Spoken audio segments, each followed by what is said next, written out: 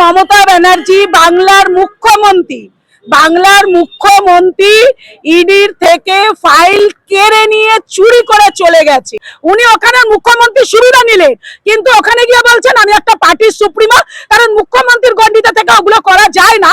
তাই তখন উনি পাল্টি খেয়ে বললেন আমি অল ইন্ডিয়া তৃণমূল কংগ্রেসের সুপ্রিমো, সেই হিসাবে ওখানে ঢুকেছি। কিন্তু উনি যে সিকিউরিটিটা নিয়ে গেলেন, জেড প্লাস সিকিউরিটি, ওটা কিন্তু মুখ্যমন্ত্রী সিকিউরিটি। তাহলে এবার আপনি বলুন, ইডি দপ্তর যে ধরবে কাকে ধরবে? একজন সুপ্রিমোর সঙ্গে লড়াই করবে না একজন মুখ্যমন্ত্রীর সঙ্গে লড়াই করবে? অভিযোগ এ যাবৎ তৃণমূলের করছে, কিন্তু এবার মমতা ব্যানার্জি বলছেন সব চুরি করে নিয়ে বিজেপি দপ্তরে চালান করে দিচ্ছে। এরকম একটা প্ল্যান ছিল নাকি? ওই ইডি আইপ্যাকের দপ্তরে গিয়ে চুরি চামারি করে নাকি জিনিসপত্র নিয়ে যাচ্ছিল, যেগুলো তৃণমূলের জিনিস, গোপন জিনিস, সেগুলো নিয়ে নাকি চলে যাচ্ছিল, আর তিনি ধরেছেন নিয়ে নিয়েছেন। অ্যাকচুয়ালি আমি ছোটবেলায় একটা চটিচাটা চক্রবর্তীর একটা গান শুনেছিলাম, যে সকলে সমস্বরে একরাশ ঘৃণা ভরে চিৎকার করে বলে চোর চোর চোর। তা গতকাল যখন আমি দেখলাম ইডি দপ্তর থেকে বগলে ফাইল নিয়ে পালাচ্ছেন মুখ্যমন্ত্রী, আর পেছনে যখন রিপোর্টাররা চিৎকার করছেন, বলছেন দিদি আপনি কার ফাইল বগলে চেপে পালাচ্ছেন আপনি, ঠিক আমার তখন ওই গানটা মনে পড়ে গেল। এটা আশ্চর্যের ব্যাপার, আশ্চর্য, লজ্জা না দুঃখ কোনটা বলবো আমি জানি না, যে ইডি হাইকোর্টে যে কেস জমা পড়েছে সেই কেসে ইডি বলেছে যে মমতা ব্যানার্জি বাংলার মুখ্যমন্ত্রী ইডির থেকে ফাইল কেড়ে নিয়ে চুরি করে চলে গেছে।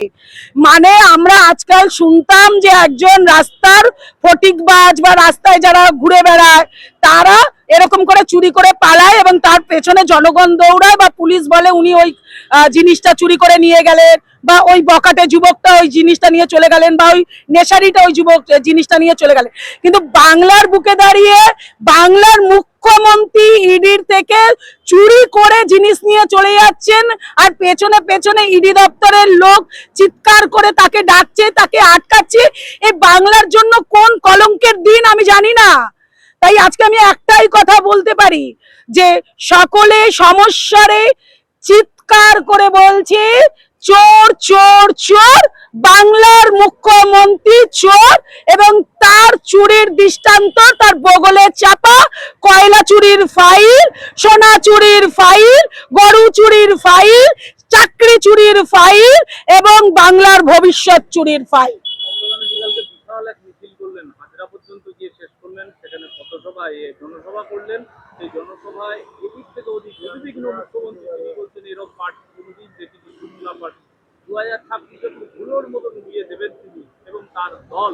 এবং সেই জায়গায় দাঁড়িয়ে মুখ্যমন্ত্রী বলছেন সব বাদ, রবীন্দ্রনাথ বাদ, নেতাজি বাদ, বাঙালি তো বাদ, তাহলে বাংলার বিরোধী বিজেপি। অ্যাকচুয়ালি সত্যি বাত, যদি মমতা ব্যানার্জির মতন একজন চোর, একজন ডাকাত যদি মুখ্যমন্ত্রী থাকে, তাহলে আপনি কোন শিক্ষা, কোন সংস্কৃতি, কোন ঐতিহ্যের ওপর দাঁড়িয়ে আপনি বাংলার সবিস্তার রাজনীতির কথা, বাংলার বড় প্রেক্ষাপটের কথা আপনি গলা চিৎকার করে বলবেন? যেই বাংলা দিশা দেখাতো গোটা ভারতবর্ষকে, যেই বাংলা স্বাধীনতা আন্দোলনে সব থেকে মোক্ষম ভূমিকা নিয়েছিল, যেই বাঙালিদের শিক্ষার ওপর সারা ভারতবর্ষ না সারা বিশ্বের মাথা হেট হয়ে যেত, সেই বাংলার মুখ্যমন্ত্রী অভিভাবক হচ্ছেন একজন চোর।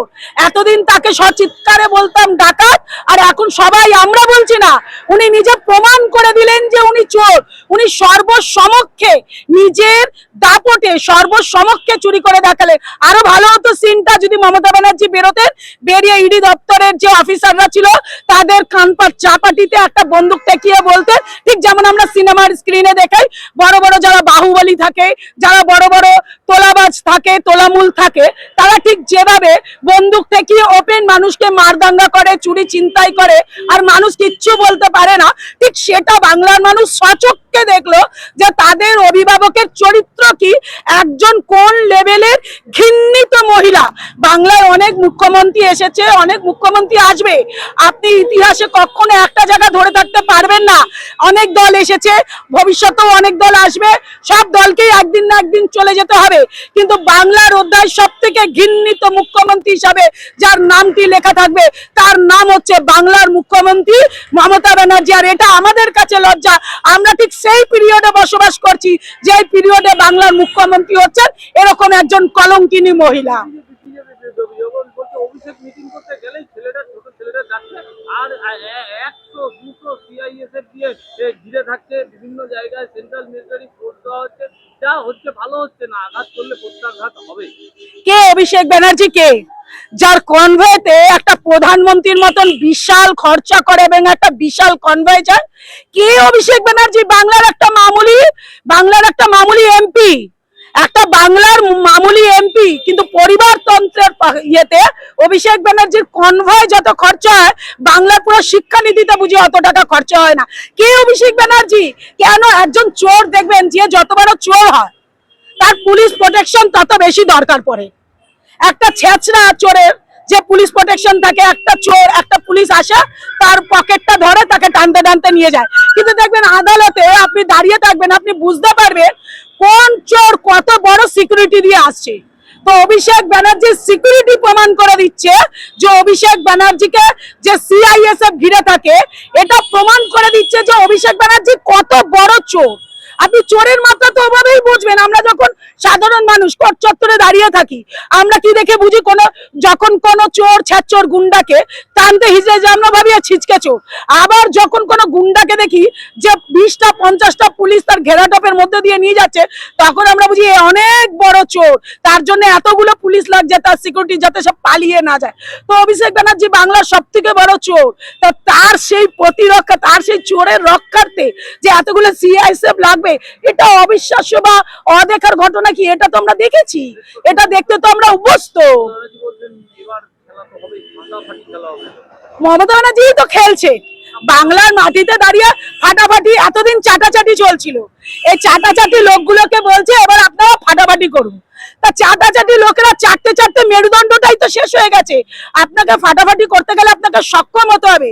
আপনি চারটে চারটে চারটে চারটে মেরুদণ্ডটাই আপনি শেষ করে দিয়েছেন, তারা ফাটাফাটি করবে কি? আর আমরা একটা গল্প শুনেছিলাম, আমাদের মা ঠাকুমা বলতো, চোরের মায়ের বড় গলা।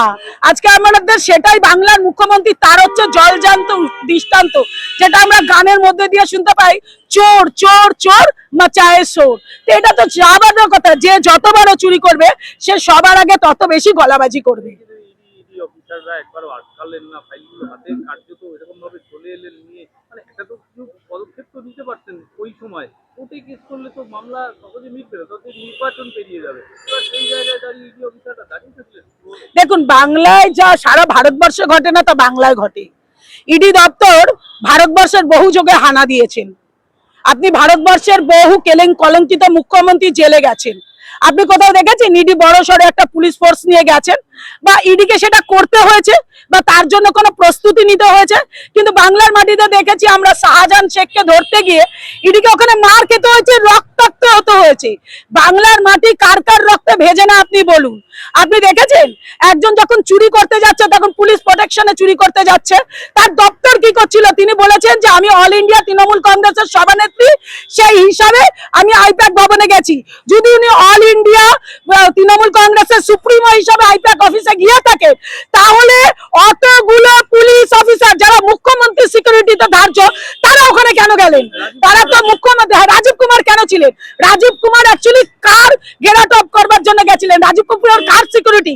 রাজীব কুমার তো অল ইন্ডিয়া তৃণমূল কংগ্রেসের সুপ্রিমো সিকিউরিটি না, রাজীব কুমার বাংলার মুখ্যমন্ত্রীর সিকিউরিটি। তাহলে উনি যখন অল ইন্ডিয়া তৃণমূল কংগ্রেসের সুপ্রিমো হিসেবে গেছিল, তাহলে সিকিউরিটি কেন ছিল মুখ্যমন্ত্রী?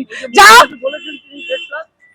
জেড প্লাস যতক্ষণ তিনি মুখ্যমন্ত্রী থাকছেন, কিন্তু উনি তো বলছেন আমি ওখানে মুখ্যমন্ত্রী হিসেবে যাইনি, আমি তো অল ইন্ডিয়া যে সুপ্রিমো সেই হিসাবে গেছি। তাহলে সেই টাইমে কেন মুখ্যমন্ত্রীর উনি যে ফ্যাসিলিটি পান সেটা কেন নেবেন? তাহলে উনি অল ইন্ডিয়া তৃণমূল কংগ্রেসের সুপ্রিমো হয়ে কেন সেখানে ঢুকলেন না? কেন ওনার সেই বুকের পাতা রইল না? হ্যাঁ, অবশ্যই বিচারিতা করলেন। উনি ওখানে মুখ্যমন্ত্রী সুবিধা নিলেন, কিন্তু ওখানে গিয়ে বলছেন আমি একটা পার্টির সুপ্রিমো, কারণ মুখ্যমন্ত্রীর গণ্ডিতে থেকে ওগুলো করা যায় না। তাই তখন উনি পাল্টি খেয়ে বললেন আমি অল ইন্ডিয়া তৃণমূল কংগ্রেসের সুপ্রিমো, সেই হিসাবে ওখানে ঢুকেছি। কিন্তু উনি যে সিকিউরিটিটা নিয়ে গেলেন, জেড প্লাস সিকিউরিটি, ওটা কিন্তু মুখ্যমন্ত্রী সিকিউরিটি। তাহলে এবার আপনি বলুন, ইডি দপ্তর যে ধরবে, কাকে ধরবে? একজন সুপ্রিমোর সঙ্গে লড়াই করবে, না একজন মুখ্যমন্ত্রীর সঙ্গে লড়াই করবে? ইডি দপ্তরের কি এটা কাজ মুখ্যমন্ত্রীর সঙ্গে লড়াই করা? ইডি অফিসারদের কি এটা কাজ একটা মুখ্যমন্ত্রীর সঙ্গে লড়াই করা?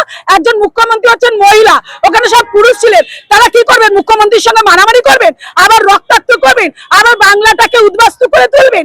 কি করবেন আপনি বলুন না? গেলেন এক ঝুড়ি কাগজ নিয়ে এলেন, এবং মমতা ব্যানার্জি গোপন সূত্রে যেটা জানা যাচ্ছে তিনি বলছিলেন দিতে হবে ফাইলটা নিতে গেলে। এবার পুরুষ মহিলার যে ব্যাপারটা আপনি বলছিলেন সেটা তো প্রাথমিকভাবেই হয়েছে। মমতা ব্যানার্জি কিন্তু ওখানে একটা থ্রেট দিয়েছিলেন ছোট্ট করে যে আমার গায়ে হাত দিতে হবে ফাইল নিতে গেলে, আর গাড়ি ভর্তি করে খালি হাতে গিয়ে এক গুচ্ছ কাগজ, file, hard disk, phone. Mamata Banerjee খালি হাতে গেছেন, কিন্তু একা যাননি। আমার সঙ্গে যদি 10টা পুলিশ অফিসার থাকে, তাহলে আমি আলাদা করে নিজেকে অস্ত্র নিয়ে যেতে যাব কেন? আমার জন্য অস্ত্র ধরার জন্য তো আমার পেছনে গোটা পুলিশ ডিপার্টমেন্ট রয়েছে, আমার জেড ক্যাটাগরি সিকিউরিটি রয়েছে। তারা কি করছে? আপনার পেছনে আমি 10টা যদি বন্দুকধারী দিয়ে দিই, তাহলে কি আপনি আলাদা করে নিজে বন্দুক ধরবেন? আর ইডি দপ্তররা কি তাহলে বন্দুক পিস্তল নিয়ে গেছিল? তারা তো নিরস্ত্র ছিল, তাদের কোনো সিকিউরিটি ছিল না, সিকিউরিটি ছিল মুখ্যমন্ত্রীর সিকিউরিটি ছিল। আর আমি তো আপনাকে ওপেন বলছি, যেভাবে আমরা দেখতে পাই যে একজন চোর, একজন মস্তান, একজন গুন্ডা, প্রখ্যাত গুন্ডা, কুখ্যাত গুন্ডা, তারা ওপেন রাহাজানি করে, খুন করে, কেউ তাদেরকে কিছু বলতে পারে না। তো বাংলার টিভিতে দেখি, সিনেমায় দেখি, সব জায়গায় আমরা দেখছি। তো সেটা আমরা যেটা টিভিতে দেখি, বাংলার মুখ্যমন্ত্রী আপনাকে আমাকে লাইভ দেখাচ্ছেন, আশ্চর্য হবার কি আছে? এটা বাংলা, এখানে মমতা ব্যানার্জির রাজত্বে সব হওয়া সম্ভব। ওখানে যেমন বাংলাদেশে ইউনিশের রাজত্বে সব হওয়া সম্ভব, তেমন পশ্চিম বাংলার মধ্যেও মমতা ব্যানার্জির রাজত্বে সব হওয়া সম্ভব। কারণ বাংলা এখন বাংলাদেশের দিকে হাঁটছে, বাংলা লন্ডন বানানোর দিকে হাঁটছে না, বাংলা বাংলাদেশ বানানোর দিকে হাঁটছে। তার জন্যই আমাদের প্রতিবাদ, এবং তার জন্যই আমরা বলছি এবার পরিবর্তনটা করুন, যাতে বাংলাটা বাংলাদেশ না হয়ে যায়।